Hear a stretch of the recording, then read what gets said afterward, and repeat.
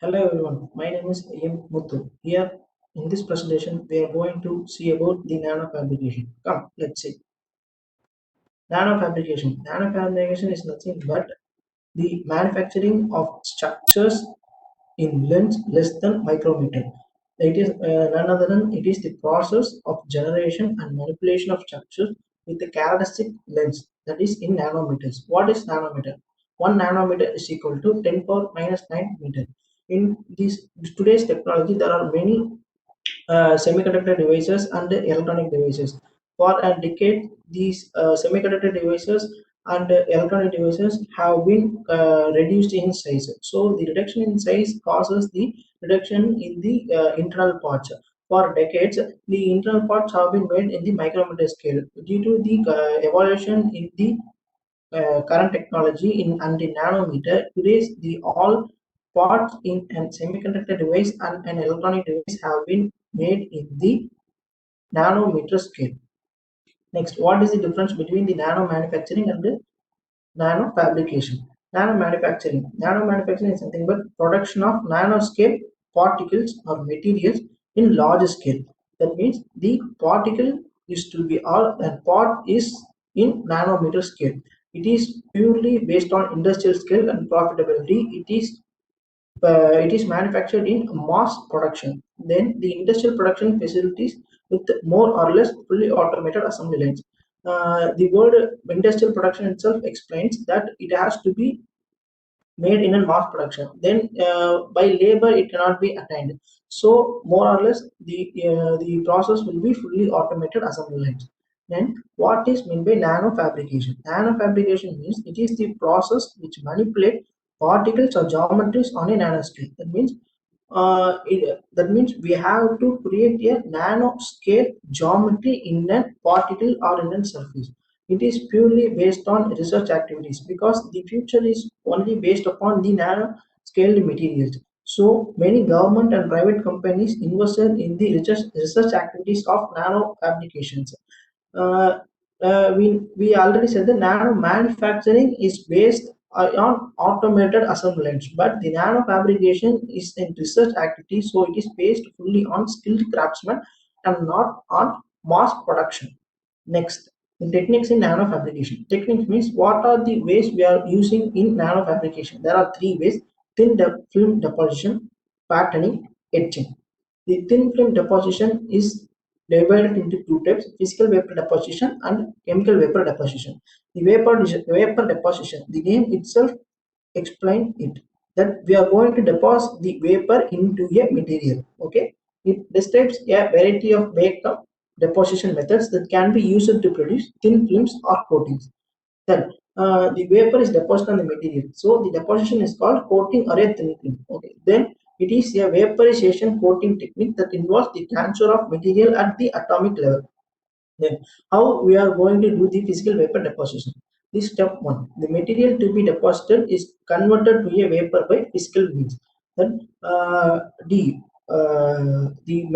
coating material is converted into small, that means atomic level particles into vapor by physical means. That is the high temperature vacuum. We are going to raise the temperature and it will become atomic levels at the vapor level. Then step 2, the vapor is transported to a region of low pressure from its source to the substrate. Substrate means the target material. Here the here the vapor uh, is transported to the substrate and at the low pressure region. Then step 3, the vapor undergoes condensation on the substrate to form a thin layer. That is, the vapor is converted into liquid and it is deposited on the substrate as a thin film. Typically, the physical vapor deposition process are used to deposit film with thickness in the range of few nanometers to thousands of nanometers. We have to underline the word. It can be used to form the thicknesses of few nanometers to thousands of nanometers. Here we have just created a nano scale particle upon a material. We are not manufacturing a nano scaled part. Okay, that is the difference between the nano manufacturing and nano scale. Nano fabrication. Here. Yeah, let's see the vapor deposition method in this diagram. The vapor atoms, that means sorry, the coating material atoms at the vapor state, it is uh, is coated in the substrate, and it is condensed into the liquid material, and it can be formed up to few nanometers to thousand of nanometers of thickness. Okay, next, the chemical vapor deposition method. The chemical vapor deposition method is widely used to make two-dimensional nanomaterials and thin films on solid substrates. Okay, it is the chemical process of producing thin films of high quality in which the precursor is in a volatile form possessing sufficient reactivity. Okay, the chemical vapor deposition is generally used to produce an high quality thin films. Okay, next, the precursor means that the vapor, that the physical vapor state atoms here, it will be in the volatile form, and it will be having a sufficient reactivity. This sufficient reactivity volatile form material will deposit on the substrate in which is held in the which is in the reactant chamber, and they will react itself. Due to this reaction, other gases byproducts will be formed, so it will harm the substrate, or it will make any changes in the physical or chemical nature of the substrate, so these byproduct has to be removed. So these byproducts have been removed by the continuous carrier gas flow. Next, the carrier gas occupies the main volume of the reaction chamber. The reaction chamber, the main volume will be the carrier gas. The substrate and the volatile form will be in a small matter, which is similar to the organic solvent in the sol-gel method. Okay. Next, the second technique in the nano fabrication patterning. There are many types of patterning methods. The main two methods are optical lithography and electron beam lithography. Okay, optical lithography, or it can be also called as photolithography. Photolithography, photo, the name which defines the photon. So here we are going to use the photo, that means the photons or light. The photoresist material is based on the substrate, then the substrate is exposed to the electromagnetic radiation. Due to this exposure of the electromagnetic radiation, the molecular structure of uh, the molecular structure of the photoresist material will change, and it will change while placing the mask of the pattern. After the exposure, the etching is carried out. Then the substrate is immersed in the developer solution. Developer solution are typically aqueous and dissolve away areas of the photoresist exposed to the light. Okay, that means the for developer solutions will dissolve the areas where the photoresist exposed to the light. The all the five steps have been explained in this diagram. First, the photoresist coating is placed, then the UV light source, that means the electromagnetic radiation is exposed to the on the substrate, then the etching is processed, and then the developer solutions are applied. Then the electron beam lithography. Electron beam lithography is a method that utilizes an electron gun from a scanning electron microscope to pattern nanoscale featuring on a substrate surface. A resist layer is directly patterned by scanning with an electron beam electronically. The modern electron beam lithography systems have a very good depth of focus and are able to correct for large scale height variations of the wafer, and so are able to cope well with the rough surface topology of wafers.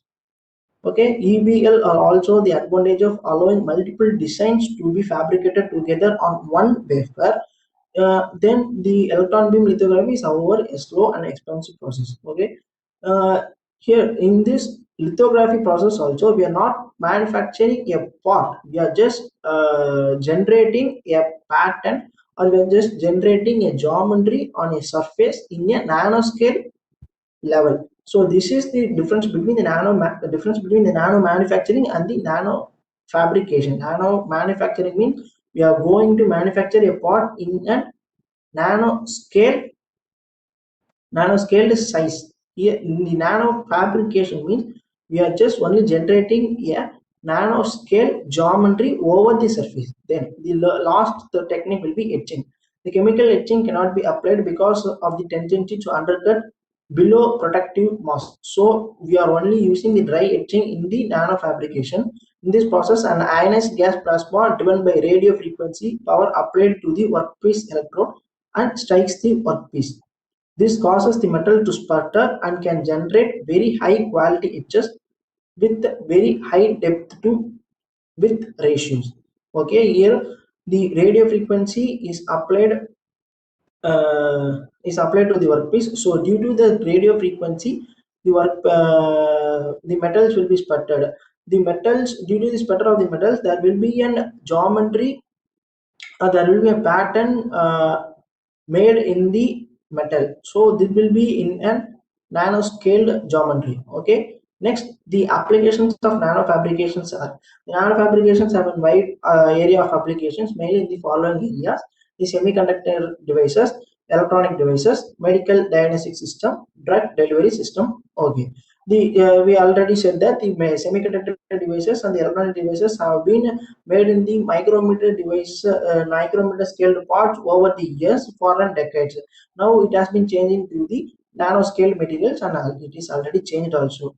Then the medical diagnosis system, it is very useful in the hospitals and the medical field, that we can use the without operating the person, we can identify the problem in the organ or problem in the part of the body with the nano fabricated materials. Then the drug delivery systems, here the drug means medicine. We can deliver the medicine directly to the organ or the particular part of the body with the help of the nano fabricated materials. Okay, here these are the things I'm like to share about the nano fabrications. Thank you.